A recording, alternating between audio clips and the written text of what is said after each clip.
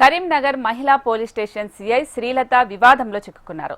చొందదంటికి చెందిన భార్యాభర్తల వివాదంలో జోక్యం చేసుకుని అత్యుత్సాహం ప్రదర్శించారనే ఆరోపణలు వస్తున్నాయి. అయితే భార్య తరపు బంధువుల ప్రోత్సాహంతో భర్త శ్రవణ్ కుమార్ పై అక్రమంగా కేసులు పెట్టారని సీఐపై ఆరోపణలు చేస్తున్నారు శ్రవణ్ కుమార్ బంధువులు.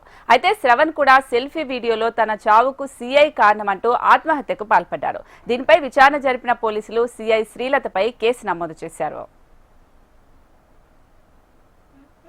గౌరవనీయులు సిపి గారికి, కరీంనగర్ జిల్లా గారికి నా విన్నపం ఏంటిదంటే, నా సాగు వార్త ఏంటిదంటే, గౌరవనీయులు సిఐ గారు, మహిళా పోలీస్ స్టేషన్ కరీంనగర్ గారు నా మీద దొంగ కేసులు పెడుతుర్రు.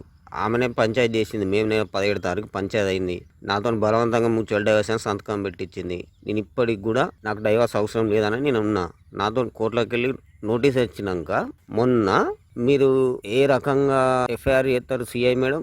కోర్టుకు మీకు సంబంధం లేదా? కోర్టును ధిక్కరిస్తారా? ఇది ఎక్కడ న్యాయం మేడం?